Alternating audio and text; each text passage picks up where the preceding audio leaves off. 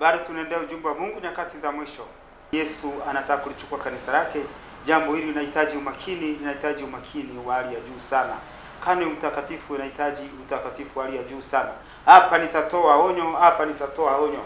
Neno linasema kwamba mshike sana elimu wala msiache aende zake.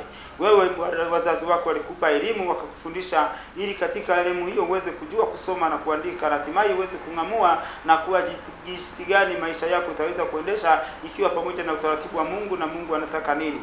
Lakini wewe elimu yako haijakusaidia, bado kudumu katika mgongoni mwa mtu. Ndio nasema kwamba waongozao watu wao ndio wanapoteza, hata waliongozwa wameangamia.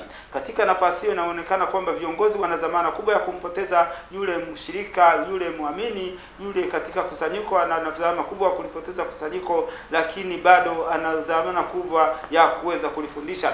Nafasi inokuwa nayo, nilipata nafasi hii kwa ajili ya kutaka kuongea na viongozi mkusanyiko, wazee, wachungaji na viongozi na mashehe, kukutana nao, kuongea nao ili kujua utaratibu wa jinsi wanavyoenda kupeleka neno la Mungu katika makundi yao, lakini hawakukubali kukutana na mimi. Ikawa imebidi nifanye njia nyingine kwa ajili ya kukutana na watu katika sehemu mbalimbali ili kuweza kuongea nao. Katika nafasi hii inaonekana kama wale wanakuwa ni watumishi wa Mungu, ni kweli wangeweza kutii na kuweza kuangalia jinsi neno la Mungu linapaswa linavyosema na watu waweze kutii. Na si kweli kabisa kujua kwamba hawa ni watumishi wa Mungu, na si kweli kwamba hawajui neno linaloandikwa au neno la Mungu linahitaji nini au Mungu ameandika nini. Hili jambo wanafanya makusudi kabisa, si kusema hawajui chochote kinachofanyika. Wanafanya makusudi kabisa iweze kutumia watu.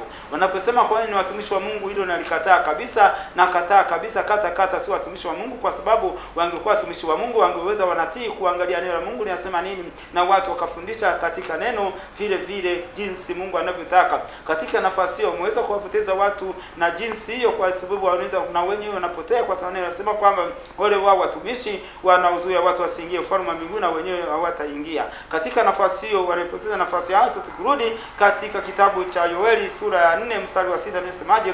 Watu wangu wanaangamizwa kwa kukosa maarifa. Kwa sababu wewe kuhani umekataa maarifa yangu mimi, na mimi nikukataa usiwe kuhani kwangu wewe pamoja na watoto wako. Katika nafasi hiyo ujue wewe mtu unayesikiliza mahali hapa, ujue kwa kukosea kwa kuhani ataweza sehemu mbaya maombi yake au sauti yake au sala zake zimekataliwa, pamoja na watoto wake ambao ni kusanyiko zima limekataliwa, na mchungaji ya kiongozi imam shehe ajui kama ameshakataliwa, na wale wenye kumfuata katika kanisa lake hawajui kama amekataliwa. Katika nafasi hiyo wanajua wanaendelea na muendelezo wa ibada kila siku, wanaenda kanisani, msikitini, wanajua hawajui kwamba wanapoteza muda wao. Katika nafasi hii nawaonya kabisa kwamba rudi katika utaratibu wa Mungu, wala msiwategemee viongozi. Rudi katika Biblia. Biblia ndio kitabu pekee ambacho kiliandikwa na Mungu, kinanguviwa Roho Mtakatifu kwa ajili ya kuongoza watu.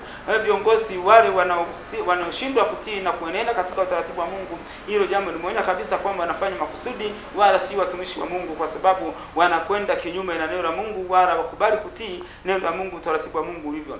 Mwanadamu kuna aina hatua 4 za muamini. Kuna umoja wa imani, kujua sana mwana Mungu kwa mkamilifu na kuwa mtimilifu. Utimilifu ndio kipindi ambacho mwanadamu anaingia katika kunyakuliwa. Sasa hivi tunaangalia kanisa liweze kunyakuliwa. Yesu alichukua kanisa lake. Katika nafasi hiyo mtu unapaswa kuangalia kuwa makini kwa jinsi gani, jambo gani lifanyike. Mambo ya itikadi, zehebu, dini zote futa kabisa. Rudi kuangalia utaratibu wa Mungu, na neno la Mungu liko wazi, na Mungu akubariki sana.